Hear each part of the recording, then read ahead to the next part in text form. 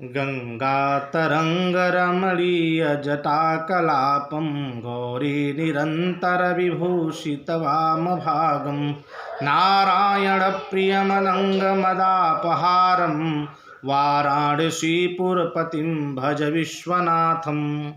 जयन्ती मंगला काली भद्रकाली कपालिनी दुर्गा क्षमा शिवा धात्री स्वाहा स्वधा नमोस्तुते।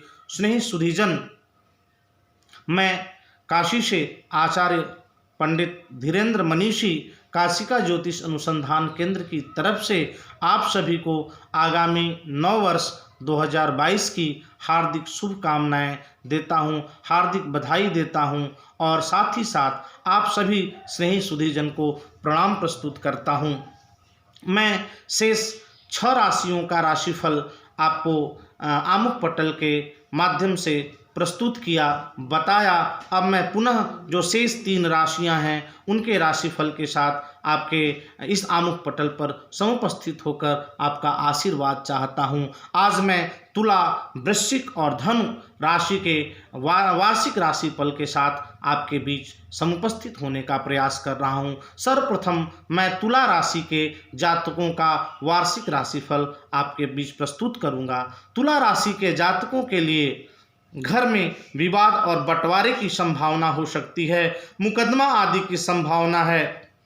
जहां जो आपका कार्य क्षेत्र है, जहां आप कार्य कर रहे हों, अगर आप बॉस हैं तो कर्मचारियों से मतभेद, और अगर आप कर्मचारी हैं तो बॉस से मतभेद होने की अधिकतर संभावना है और इसी कारण से ट्रांसफर आदि के भी योग हैं। आपको अपमान सहना पड़ सकता है, पेट आदि के विकार होंगे, वायु रोग यानी गैस आदि की संभावना आपके लिए होगी, नेत्रों में विकार होंगे, स्वयं के रिश्तेदारों से मनमुटाव हो सकता है और यह जान जाइए कि धन योग नहीं बल्कि धन हानि के योग हैं, तो आपको संभल कर रहना होगा। धन का व्यय न हो इसके प्रति भी आपको विचार करना होगा। आप जो है घर परिवार सुंदर तरीके से चले, कोई विवाद न हो, इसके लिए भी अपने क्रोध को शांत करने की ज़रूरत है और भगवान के ऊपर सब छोड़ देने की ज़रूरत है। भगवान जो करेंगे वह सब अच्छा होगा, जो हो रहा है वह भी अच्छा हो रहा है, जो होगा वह भी अच्छा होगा और जो हुआ था वह भी अच्छा हुआ था।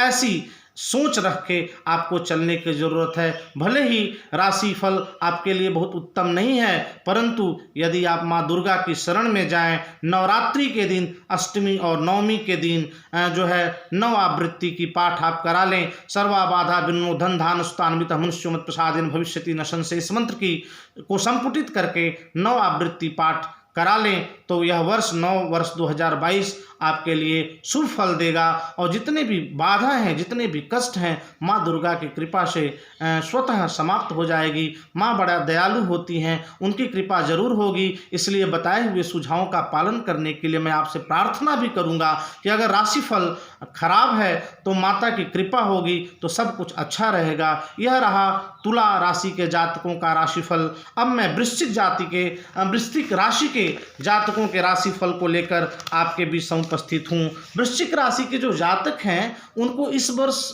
विशेष किसी नशे की लत लग सकती है और नशे की लत लगने से आप जानते हैं, हमारे अंग्रेजी साहित्य में भी, संस्कृत साहित्य में भी कहा जाता है कि नशा हमेशा नाश का जड़ है। तो वह धन हानि का योग हो रहा है। सुख शांति में वृद्धि तो होगी परंतु परिवार में खासकर स्त्री के साथ आपके मतभेद हो सकते हैं। आनंद के योग हैं, भूमि आदि का क्रय आप करेंगे। विकास के लिए यह वर्ष आपके लिए उत्तम है। प्रारंभ में थोड़ी कार्यों में रुकावट होगी पर अंतिम में वह आपको सफलता प्रदान करेगी। परिवार में मांगलिक कार्य होंगे। यदि आपके पुत्र आदि कंपटीशन और नौकरी की तैयारी करते हैं तो उनको सफलता का योग है। व्यापार आदि में वृद्धि का योग है। बस एक चीज़ मैंने आपको बताया था कि आप किसी नशे की लत में न पड़ें, इसके लिए आपको स्वयं पर नियंत्रण करने की ज़रूरत है। और वृश्चिक राशि के जातकों के लिए यह वर्ष बहुत उत्तम हो, इसके लिए भगवान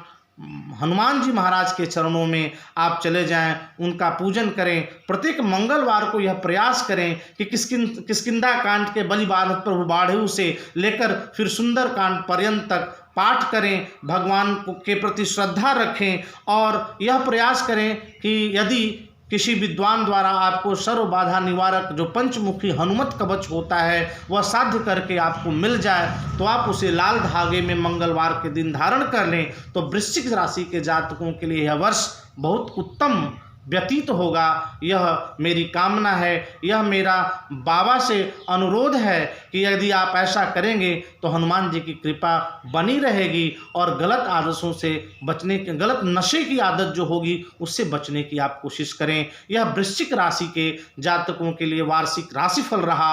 अब मैं धनु राशि के जातकों के वार्षिक राशिफल को प्रस्तुत करने जा रहा हूँ। यह वर्ष धनु राशि के जातकों के लिए सामान्य रहेगा। कार्यों में थोड़ी रुकावट होगी।